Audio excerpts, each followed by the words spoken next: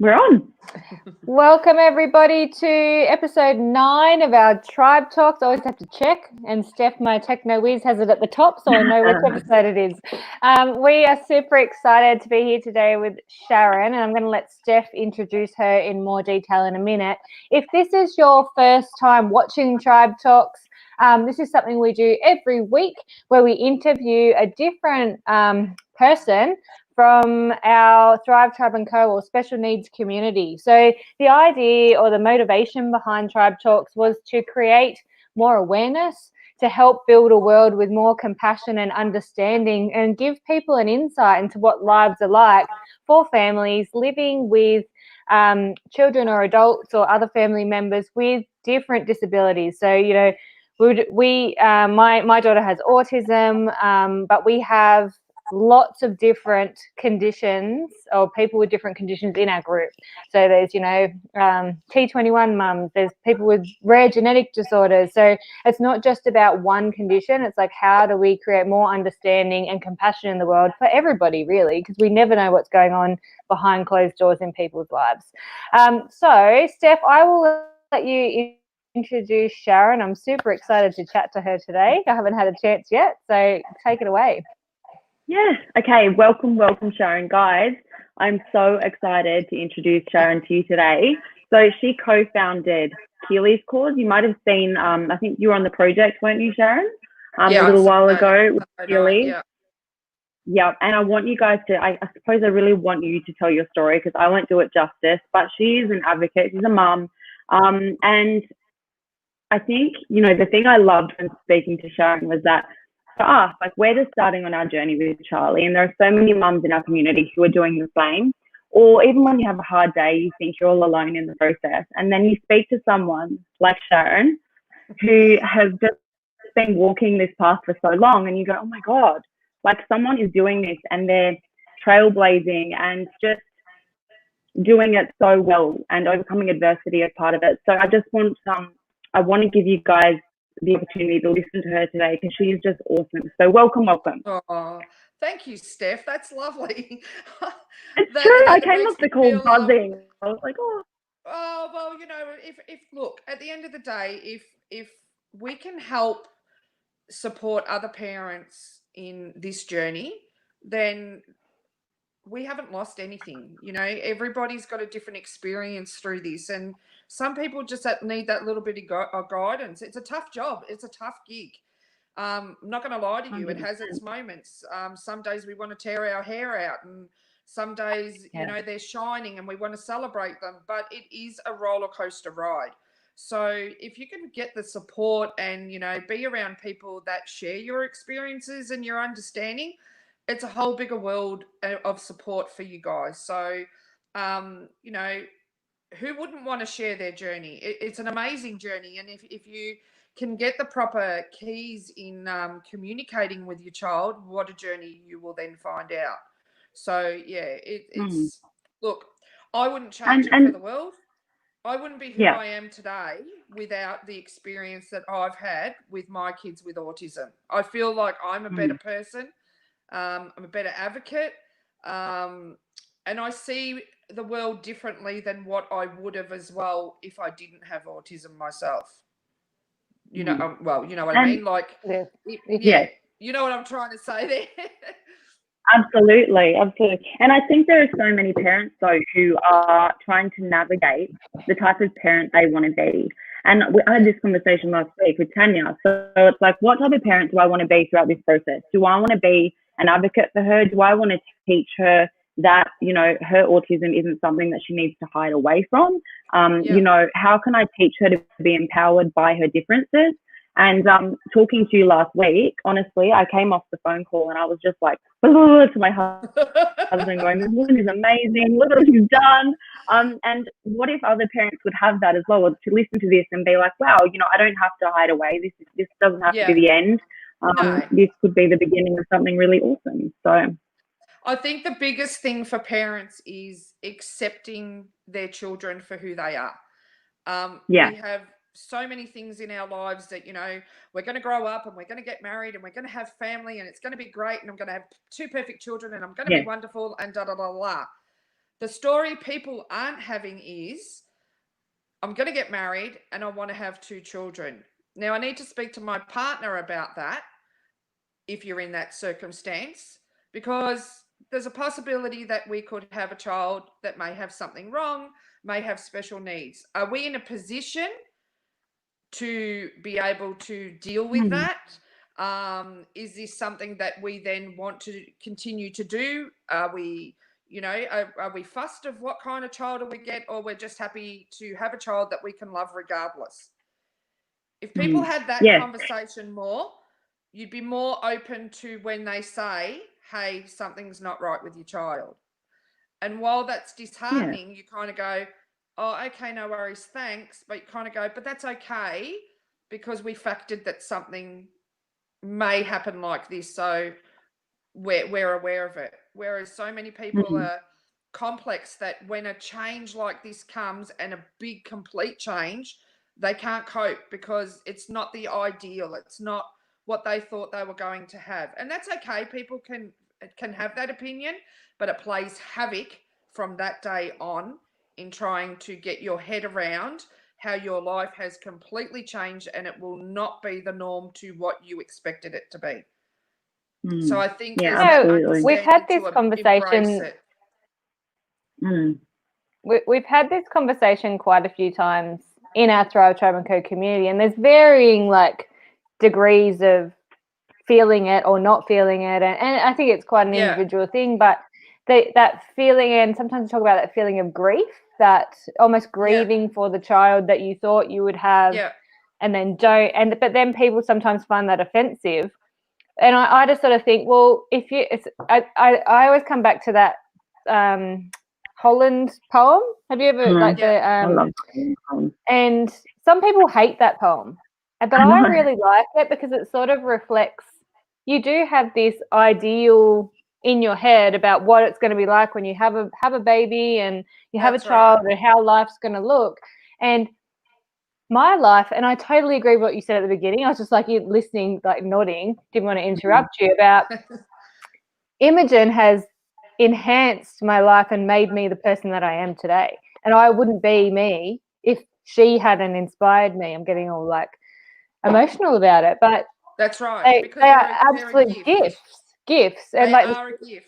This morning she's gone off to an excursion to the farm in her Moana dress and her sparkly gumboots, not giving a hoot. Who cares what she's wearing, because she makes her happy. Do you know what I mean? And I just think there's so many lessons we can learn from our children, and it's different. It's just not the ideal, right? No, that's right. And it's okay to grieve for the child when you find out that something's wrong, because you kind of go, okay, well, what does that mean for my child now?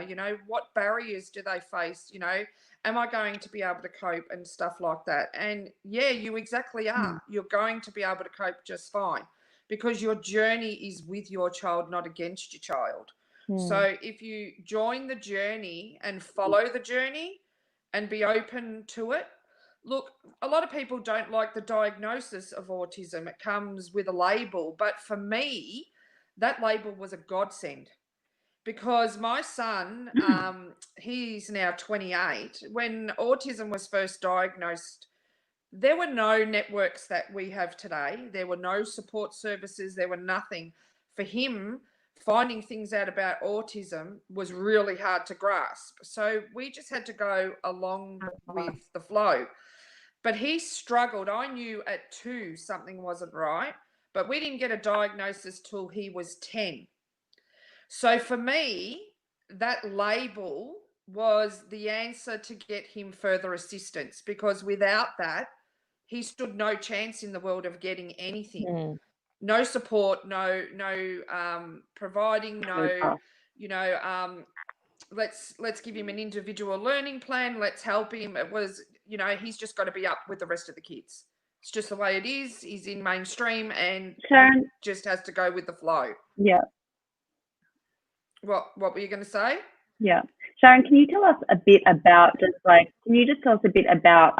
Keeley's cause and your story, like we chatted about the other day, because and what kind of sparked the initiative behind Keeley's cause? Okay, so Keeley's cause was created in 2017 by Keeley. So my daughter Keeley has autism, and she struggled with learning in school. So Keeley has trouble comprehending information. So she can read a worksheet, but she can't comprehend the information. There's too much on there. So she gets all the answers wrong. She doesn't know her times tables. She has trouble with money and things like that. So in grade 3, one of the teachers worked out that if you put the same worksheet on a computer or a laptop and ask her one by one, Keeley gets them all right. So then there was the talk about, well, let's, get some electronic hardware to help her out with that. So back then, the school that she attended only had 20 iPads for the whole school.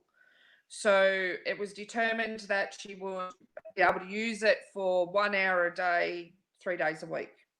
But Keeley needed it a little bit more than that. So then we tried to find an iPad, but nobody was funding them, couldn't access them anyway. So that was okay. Keeley went on and we went to grade 6. So she was signed off grade 6, year 7, ready to go to high school. High schools from us are 30 to 40 minutes away. And Keeley was being bullied at the time and suffered very bad anxiety. So the idea was to homeschool her. Let's homeschool her, but let's get a cognitive report.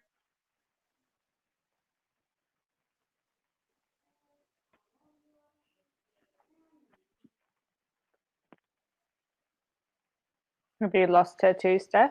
Yeah, I've lost her as well.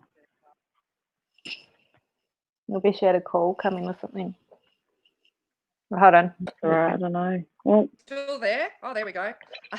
The cognitive report came back that Keeley had an IQ of 62, functioning at a grade 3-4 level, requiring a full-time aid. So she had an intellectual disability on top of her autism, even though at 5, when she was diagnosed with autism, she was diagnosed with Asperger's, which is obviously the highest strength of autism in learning and stuff.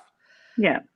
So from there, Keeley started to suffer depression because we couldn't attend mainstream. She'd found out that because we let her know that she had an intellectual disability, which is why she was struggling to learn, provided her with answers, but it also provided her with the thought of that I'm stupid. I'm never going to be good enough for anything. I can't be with my friends and everything like that. Then I remember her sitting under the window and she said to me, "Do you know what, Mum?" And I said, "What?" She goes, "We've got a right to an education as much as anybody else, even though we have a disability." And I said, "Absolutely you do." She said, "And you know what? If iPads are what we're going to need to learn, then iPads are what we're going to get. And I'm creating an organisation." I go, "What?" She What goes, a "Yep." legend. Yep. It's like, She goes, yes, you are. Oh, I'm like crying. yeah, she goes, "I want to find 2 children Far out. that have similar diagnoses to me, and I want to raise money for them, and I want to do 2 sausage sizzles, and I want to get them iPads." Keeley never had her own iPad. Ugh, fly So buzzing around my from head. there, she said, "I'm naming it Keeley's Cause." So with that, she needed So a good. logo. So she designed the logo. Oh, So from there, so good. Keeley's, Keeley's also a cub of her local Lions. So I went to them and said, "Look, Keeley wants to do something. She wants to do 2 sausage sizzles. Do we need any council permission?" And they said, what does she want to do? So we told them. They went, "Oh my God, that is amazing. We'll take it on as a project." So they took it on as a project and started to raise money. From there, some of the other clubs in our district found out about it, and it became a district club. So there's now 72 clubs in the district that can now ultimately support Keeley's Cause through fundraising, volunteering, or anything like that. Keeley has said from the start, and I want this to go global. And I said, you know what, Keeley, one step at a time, sweetheart. Awesome. She's We a girl have to after my start own off. heart. Yep, we have to start it off and work our way. So it's been 3 years. She's raised just over 70,000 in 2 years, and she's presented 103 iPads. So Keeley now has her own iPad. She got that in 2018 at Christmas time. Keeley presented 22 iPads in one presentation for the Christmas, and one of the clubs, Creswick Lions Club, found out that Keeley didn't have her own iPad, so they presented her with hers. Aww. So she now has her own. So then from there, we became a national registered charity, and I think 2 weeks ago, Keeley has won some amazing awards in the last 12 months. And I think the biggest award that's just topped everything is the Princess Diana Award that she won I think a fortnight ago. She was one of only 2 Australians to win it out of 187 people across the world. So absolutely phenomenal. And she got that for outstanding contribution to society. So I'm so very proud of her. I'm proud that even though she has a disability, Keeley doesn't let that disability stop her in any way. Yes, she struggles with a lot of things, but she learns to manage it in a way that she knows best. And I've always encouraged my kids that despite their disability, always give something a go, because sometimes you may be able to do it. And if you can't after you've tried, then you can't. But we focus here more on the ability rather than the disability, because that ounce of ability that your child has, are you right there, Steph? You're going to make me ugly. You're about to make me ugly cry. Having a moment. But that ounce of ability can turn into anything. You know what? Academically, Keeley can't function on a normal level. Job-wise, she probably struggled to get one because, Kmart and Big W do tests. She'll fail them. But ability, she's created an organisation that is now on its way and open doors to international status. Amazing. All because of her injustice and her belief that she could do something. So I think if you focus on that ounce of ability, no matter how small, and build on it, and it may just be music, that music can turn into anything. They could be stars. They could be anything. They want to run, but they can't run well. But hey, they join the Paralympics. There's so many options for these kids. Disability doesn't stop them there. Society stops it. Society decides that disability, you can't do anything. But if you sit down and you talk to these kids and you say to them, if you could have or be anything in the world, what would you be? And they say, oh, we can't because the doctor said we couldn't, or because such and such said we can't. But if you say, yeah, but if you could and you didn't have anyone tell you what you couldn't do, what would you want to be? And I'm telling you, when you talk to them, their dreams are huge. They have big, big dreams that they would fulfill if given the chance. So we promote that because that gets them through their belief. And the one thing as a parent is to believe in your child. Believe, because you are their biggest supporter. And if you're not supporting them, they feel more inferior and less likely to believe in their ability if you don't believe in it as well. Because they can be anything. It's like they turn into a superhero when someone believes in them. Exactly. Sorry, you go, Steph. No, I was just going to quickly say, Keeley's success and her drive and her ambition, I'm sure that that's in her, right? So that was there, but it's been made possible by the fact that she was supported by you as a mum who always had that ethos, right? So what if we could all be like that for our kids? That's right. That's right. Yeah, we had a week with Charlie where I was getting emotional because she's nearly 5 and she started to become quite frustrated and can't find her words, and it ends up in meltdowns. And she was saying to herself this week, almost like, I'm stupid, I can't think of the word, and was hitting her head. And I just felt like that started, and I need to stop that to a point where she doesn't think she's stupid. Or how do I support that so that she believes that she is really able to do anything despite the so hurdles in the way, right? Yep, Keeley does the same thing. Keeley has a lot of trouble with her speech. Sometimes she won't speak, which is why she won't do lives and stuff like that, because if she can't pronounce a word, she doesn't want someone to laugh at her. So what we've encouraged is that take your time. You got to stop and let them have that 5 minutes to try and think of that word. Sure. So Keeley was trying to tell me something one day about this thing that was purple and it had and it was round and whatever. And I'm going beetroot and I'm going, you know, all these things. That sounds like me last week. Yeah. In the end, it turned out it was salami. It was right off the cuff to what she was describing. So you've just got to go through the process with them. So it's a learning curve for both of you, because she's trying to, you know, work out what she wants to say. You're trying to understand her. So at some point, you're going to come to it. It's just how you arrive at it. So it's just the strategies that, and you know, what works for me may not work for you, but there's strategies that you work out with your child personally. You know, how, you know, and it'll go by, you know, this day I did this and that didn't work real well, but this day I just did this and that worked wonderful. So yeah, let's go with the wonderful and let's build it that this is how I interact that way then. It's so true. Finding those strategies that work for your kids is just so important. I know with like quite visual, like she's visually, that's how she likes to communicate. And yesterday, her dad come to take her out and he was like, where do you want to go? Where do you want to go? I'm like, hold on. I wanted to practice using a talker. We've got a little iPhone and an app on it and stuff. So she got it out and she found in the talker, she found cafe. And cafe, yes. So she put it on there. And then Dad had made his own visuals of all the favorite places that they go together. And he got his phone out and he was like, which cafe? So then she was able, and you should have seen her face. She chose the cafe, some random cafe that I would never ever even known existed, but they'd been to.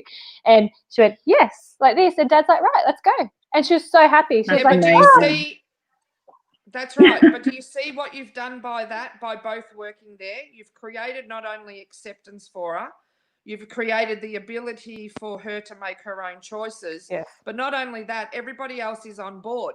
Dad's on board with creating his own visuals. So that makes her feel safe and accepted, right? Yeah. The more your child trusts you, the more they will take you on their journey and allow them into their world. Now, let me tell you, if you get the opportunity to go in their world, what a world it is, right? It is an amazing world, but they have to trust you 100% before they take you in there. So if there's an ounce of doubt that you don't believe in them or trust them or stuff like that, they won't let you in. They will not let you in. Yes, you're their parent. That's great. You're doing a great job. You're looking after them. But to get into that world, you really, really have to be open, understand them, have their back, advocate for them, and be that cocoon that they need wrapped around them all the time. If you can be that parent, then they will take you in their world. They will share their world with you. So, for instance, Keeley said to me, if we go around the world, Mum, and we have that opportunity, I'm not going. I said to her, really? Why not? She goes, well, I don't want to fly upside down. So what do you mean? She goes, well, if I want to go from Australia to Antarctica, I've got to fly upside down. I go, yeah, but Keeley, there's gravity and all that, so you won't. And she goes, no, if the world is round, then I have to fly upside down. So I told her older sister, who was 25 at the time, who doesn't have autism, and she's like, Keeley, there's gravity, there's this. And then she went, hang on a minute. She goes, you know what, Mum? She's exactly right. And I go, that's right, because their world is literal. Yes. So their world being literal is what creates their anxieties in our world, because our world is not. Our world is ever changing. Their world is conditioned. It has strategies. It has, tasks, things, schedules. That's their world. Everything lines up. Everything has a place. Everything has a time. You know, we're going to eat this at this time. We're going to have this. It's going to be this color and it's going to be that. I'm going to line this up. Then they go out into our world. Doesn't make That's sense. not what is in our world. And that's where their anxiety comes from. Their anxiety comes from the fears of what's outside in our world that they cannot control. And it can be the bus. It can be the bus. Amazing Just insight. say, yep, Joe Blogs catching the bus and it arrives at 9:10 a.m. They'll allow 5 minutes, maybe 10 to the top for that bus to be late. If that bus is any later than that 10 minutes, their anxiety starts because how am I going to get to work now? If this bus doesn't come, how am I going to get away from it? So then they start to work themselves up. The longer it goes, the more the meltdown. So because on the timetable, the bus said it was going to be there at 9:10. Yeah. Emmy's like that with time. She's exactly, and now all her carers and her care services know, like if you say you're going to be there at 9:30, the bus has to pull up at 9:30. So they often park up the road early to make sure that they can drive in the street at 9:30, because if it's early and she's not standing there waiting, she has a meltdown. And if they're late, and it's probably about 5 minutes for Emmy. If they're any later than that, big problem, and she won't go. So so Emmy's very particular with time and calendars as well. Yeah, and it's the same at school. You know, they've got the teacher. The teacher decides she's not coming in for the day, but she hasn't told the students she's not coming in. And there's a new teacher when your child goes into school and your child's freaking because I don't know that teacher and I am not going in that grade.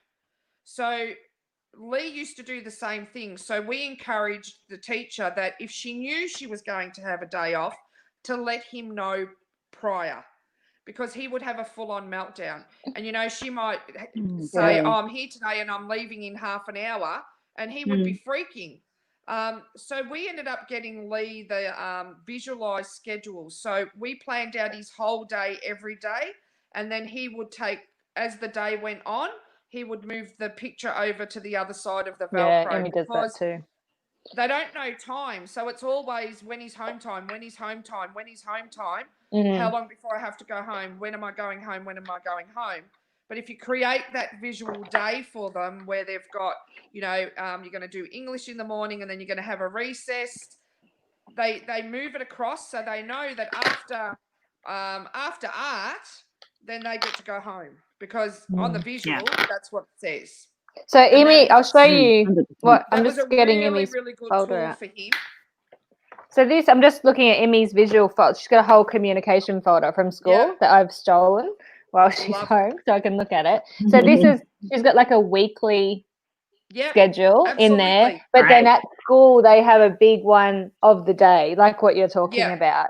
And I just think these types of resources are great, not only for like our kids with communication issues. Cooper loves it. Like he'll go to Emmy's calendar and he'll be like, oh, what's happening? Like he likes the prompt as well. So I think it can benefit everybody, not just the child. And I think too, you know, even for normal people, schedules make the day a lot smoother. Like I said, everything's an unknown. And for kids with autism, the unknown is really heightened. So if you can alleviate that unknown and make it more structured for them, the less anxiety they have. So Keeley was having probably 3-4 meltdowns a week at school, mainstream. Keeley now is lucky to have probably one a month now that she attends the specialist school, and there's all these individual learning plans for her. Everything's adapted to her understanding, the visuals, everything like that. So Keeley functions now, you know, her day is just planned into her head now because she's been doing it so long. So everything's done and nothing else can get done till that other thing is done. So I think it just provides them, like I said, with a sense of belonging as well, a sense of the ability to have self-worth, and that they are able to achieve things despite having differences. I like to call it differences. You know, they have their disability, which it is. They need the disability label to get the assistance. But if people looked at our kids as they have differences rather than, oh, that kid's got a disability, this world would be a much nicer place. That's actually a great agree. segue into our last question that we usually ask, in that, you know, if you could have society help in some sort of way, what would be a way that would make your life easier with children who are on the spectrum? Like, what would make the world a more kind and compassionate place for you guys? Well, like I said, you know, using that word differences, you know, and for even parents that don't have disability kids, to explain to their children that every child is different. Yes, it's a disability, but not all disabilities prevent other people from doing things. And it's not a disability where they can't do anything. It's just that some things they can't do more like challenging. others. Yeah. Yep. So, you know, if for me, I would say, you know, there are lots of children that, you know, aren't always the same, but they have differences. But those differences shouldn't stop children from playing with other children. At the end of the day, our kids, Exactly. they don't know differences unless they're told them, because kids will just go and play with whoever they like. They don't see race, they don't see color, they don't see any of that. It's what's taught, it's what they hear. You know, Joseph's only got to go home and say, hey, mummy, I played with Roger today and he had orange hair, right? And the mum might go, oh, the ranger. Well, that child didn't know that he was a ranger. So then he goes back and says, oh, you're a ranger. So, yeah, so I think parents need to be more That's an amazing example, Sharon. You know, I they love gotta it. think before what they tell, because it is taught, right? And unfortunately, a lot of people struggle Absolutely. with other people having disabilities. And that's the real sad thing, because disability has always been that word of, you're not normal, there's something completely wrong with you, and my child needs to stay away. You need to encourage that everybody's different. We're all different. If we were all the same, we would be absolutely boring beings, and we would be fighting all the time, because we would be the same. Differences provide better outcomes, because differences teach other people. So where you might have weaknesses and someone else has strengths, even though that person has a disability, their ability can teach someone who doesn't have a disability so many things that they would not have known had they not been around somebody who had differences to them. Absolutely. And I think that's a great way to finish off. I wanted to go back to something you said earlier in the call about abilities, and you've just brought us back around to that. But Keeley's ability to advocate is insane. And I think advocacy is one of the best skills that we can have, whether you can write an essay or whatever. If you can advocate for yourself and for others, like, that is where real social change comes from, and we're having an impact on the lives of, you know, the people around you, your own life, or your community comes from. So there's so much that can be learned from Keeley and her advocacy, and it's a huge, huge win and huge skill and ability to have. Well, Keeley's advocacy came about because of our own experiences with not being able to learn, not being able to get those support services in, being excluded, being bullied, being different, not fitting in. And that's where it came from, because she didn't want anyone to walk the walk that she walked if they didn't have to. So if she could prevent this happening to someone else, then that was a bonus. And that's how Keeley's Cause created. So Keeley's Cause isn't just about giving an iPad to a child and, you know, them having their learning and they go off their way and whatever. It's a whole different support mechanism, because the kids become full-time members of Keeley's Cause. We work with the parents, we work behind the scenes. I'm also a qualified welfare counsellor, so I'm there to help the families and guide them through, you know, help them along, you know, build their skills, help them when they're not coping, and all that sort of stuff. But I think it's the way you move people forward. You know, if we all sat and cried in the corner about what's happening to our child, we would never move forward, and neither would they. And I think we just have to say, okay, how I explain it is that to the kids is that it's unfortunate that they've got a disability, and that it may prevent them from doing some things, but it doesn't prevent them from doing everything. So they have to at least try, because at the end of the day, they can still be who they want to be, or be whatever they want to be. It's just that they may have to learn it differently, do it differently, or access it differently. So and who says the way we do it is right? Like, maybe the way they do it. I said, who says the way we do it's right? Maybe the way they do it is better. That's right. Absolutely. There's not one way to do everything. So I think that's such an important message. For Keeley, repetitive learning and visual learning and all that stuff works for her. It's more like how we learnt. So back in my day, it's like talking like an old woman now. Back in my day, when we went to school, we learnt times tables by singing them, right? Now, we had our smarter kids in the grade, but nobody went up a level until all the kids knew their times tables. And it wasn't because it was to see who was the smartest. It was because when everybody knew their times tables, there were challenges to see who could answer the fastest. So you might have had Henry, who was in grade 3, but he could do grade 6 work.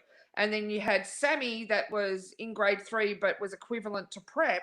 But we all learnt the times tables together. Then when everybody knew each level and they knew it well, we went to the next level. But nobody was left behind. Nobody was, you're not smart, you're smarter than him, he's better than you. There was none of that. And this is what's happening today. In schools, you'll hear them say, what a wonderful job you've done, that's so much better, and he's gone up the top, and then they put the kids down the lowest on the board, right? Those kids are sitting there watching their name never rise. So what is that doing for their self-esteem? That's right. So then they lose belief in themselves. So they don't try anything because they can't be smart, because their name's not going up the board. It's so just they're just reinforcing. Yeah, that's the word I was looking for. And that's not what they should be doing. No, totally. Even if, Henry's up here, Sammy down here must have been doing something that was worth going up there as well for something completely different. Yeah. Yeah, I totally agree. I could talk to you all day, Sharon, but we're out of time for our Tribe Talk. We might have to have Sharon, Sharon part 2 on. So if you haven't already done so, please go over and follow Keeley's Cause on Facebook. Yeah, Sharon? Facebook's your main channel? Yeah, on Facebook. Keeley's Cause. We're on Instagram. And Instagram. And then keeleyscause.org.au. So there's some information on there. It's being upgraded at the moment, so there's lots more to come. But Facebook's probably our mainstream at the moment. Awesome. Lots of information. There's also groups for parents with children with intellectual disabilities and autism that they can join. They're private groups, so if a parent wants to talk about anything or get some advice, they can. If they want any more information, or if they want to chat privately, they're quite welcome to talk to us via message, and we make arrangements to discuss with them. So Beautiful. Yeah, so it's a big thing of a big support network in helping each other get through and providing that basis for these kids to shine. They'll be our next leaders. So they're smarter than a lot of people give them credit for. And like I said, if you can find their abilities, you know that they're professors on half of the stuff they know. You've got people that know everything about dinosaurs. That'll be whatever that big word is that they become when they're qualified. But they're very, very smart children. And yes, they may have the inability to do some things, but their ability will always outweigh their disability. It's just a matter of tapping into it. Absolutely. Amazing. Well, thank you so much for joining us today, Sharon. Thank you so much for having me. You're welcome. If you haven't joined our Thrive Tribe and Co Connect page, please come over. It's a wonderful, supportive community for all of the parents and carers of children and adults with special needs. We have a big focus on self-care and also just being really supportive and compassionate with one another. So it's a judgment-free zone. If you want one of those, come over and find us at Thrive Tribe and Co Connect. So join us next Friday. Not sure who we're interviewing yet, but we will update you. We will. We'll update you. Flying by the seat of our pants around here. That's our style. So thanks for joining us today, guys. We'll see you next time. Bye. Bye.